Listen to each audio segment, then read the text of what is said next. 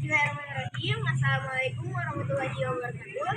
Kami dari kelompok 1 ingin membawakan materi mengenai polimer. Nah, sebelum masuk pada intinya, perkenalkan nama saya Melisa Asman. Saya Siti Nur Monika. Saya Makfira. Saya atas nama Nur Haji Karya. Saya atas nama Nia Kastika Putri. Saya atas nama Alia Ramadhani. Saya Ratna. Saya atas nama Ismail. Pengertian polimer. Polimer adalah satu makromolekul atau disebut juga dengan molekul raksasa yang tersusun atas beberapa monomer atau molekul-molekul kecil yang sederhana. Polimer merupakan molekul besar atau makromolekul yang terdiri atas susunan unit kimia berulang yang kecil, sederhana, dan terikat oleh ikatan kovalen. Unit berulang ini biasanya setara atau hampir setara dengan monomer, yaitu bahan awal dari polimer dalam proses pembuatan. Penggolongan polimer berdasarkan asalnya. Berdasarkan asalnya, polimer dapat dibedakan menjadi dua, yaitu polimer alam dan polimer sintetis. Polimer alam adalah polimer yang terdapat di alam dan berasal dari makhluk hidup. Contoh polimer alam dapat dilihat pada tabel berikut ini.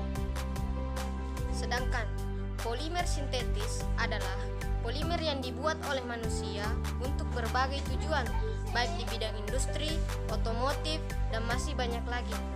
Contoh polimer sintetis ini adalah plastik, pipa, PVC, atau polivinyl klorida, nilon, karet sintetis yang terbentuk dari monomer stirena, dan sebagainya.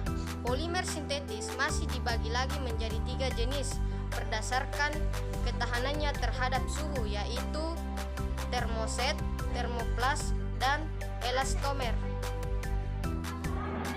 Proses pembentukan polimer. Satuan pembentukan polimer disebut monomer. Proses penggabungan beberapa monomer menjadi makromolekul atau polimer disebut sebagai polimerisasi. Berdasarkan struktur monomer pembentukan polimer, maka polimer dibedakan menjadi dua macam, yaitu polimer adisi dan polimer kondensasi.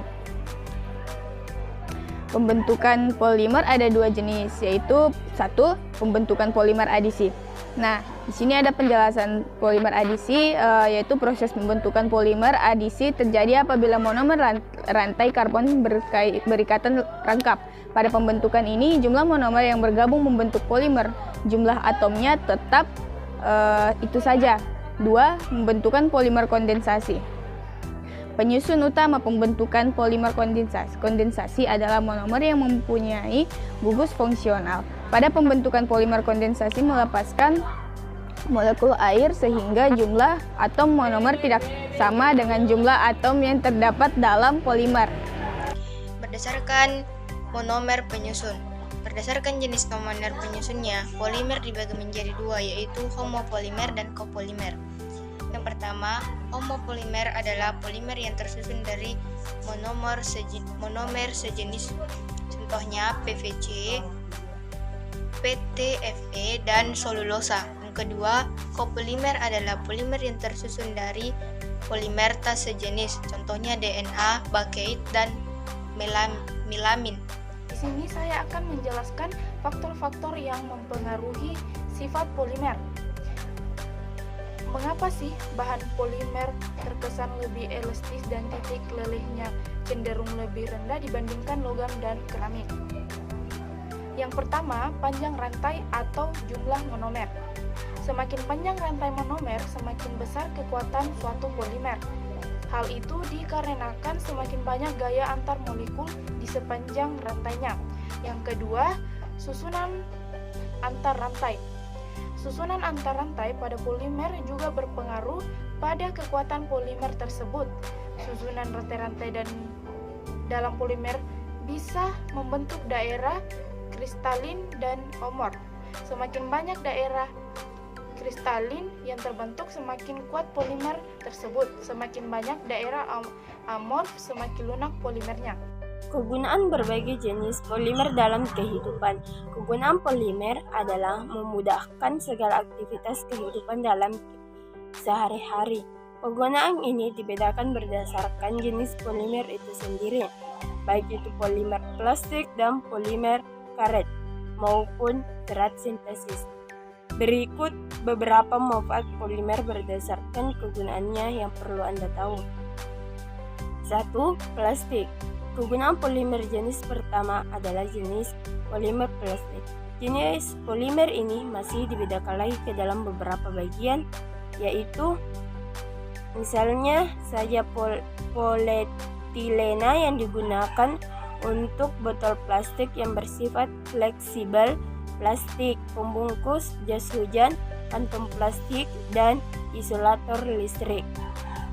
Jenis polipropilena kebanyakan digunakan dalam pembuatan tali, botol, maupun karung plastik.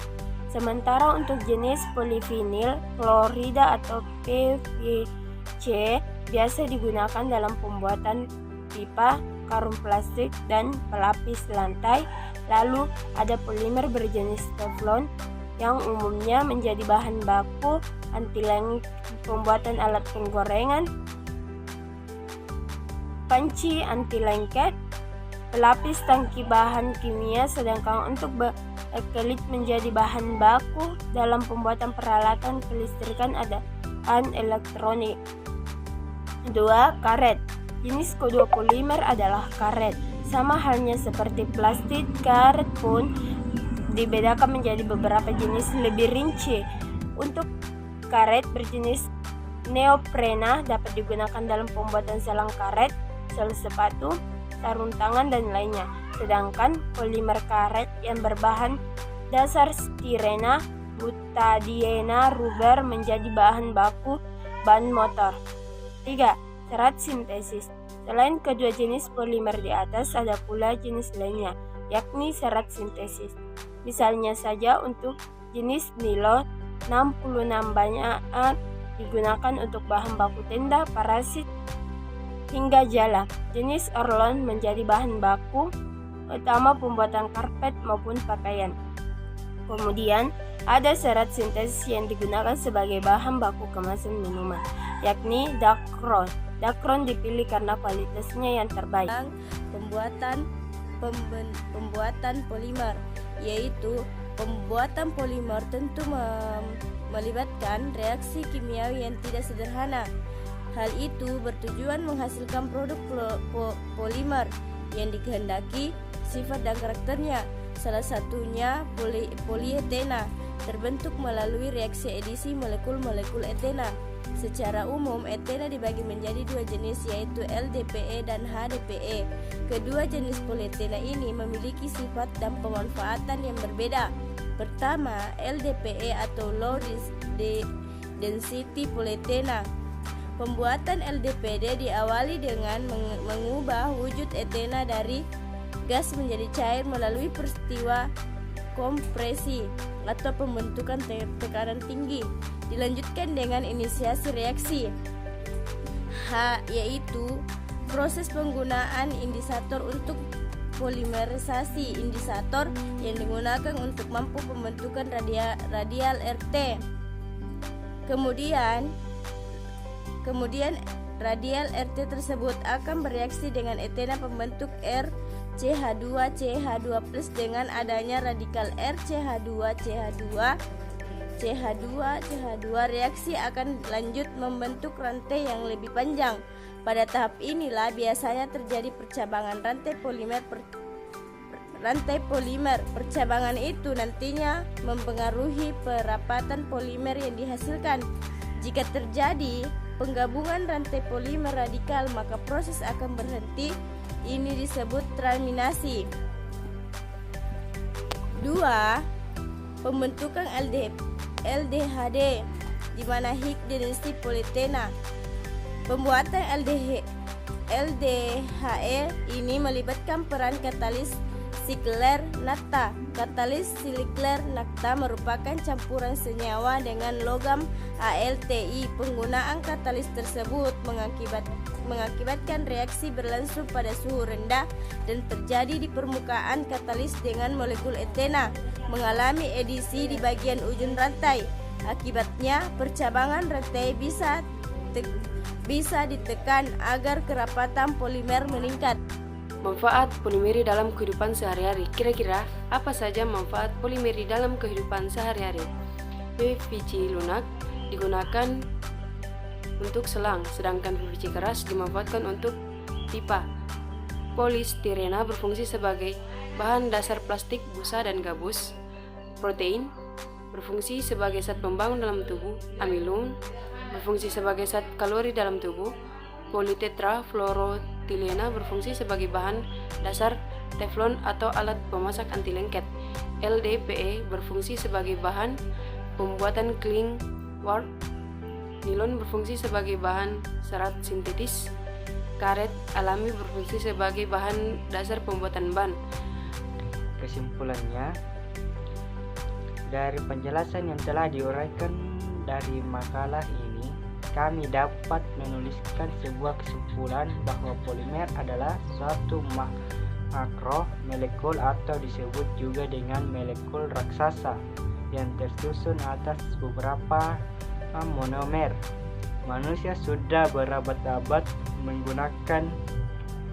menggunakannya, namun di era modern ini kebanyakan orang mengetahui bahwa istilah polimer selalu berujuk kepada plastik, tetapi sebenarnya polimer sendiri banyak macamnya, tergantung dari jenis, sifat, dan pembuatannya.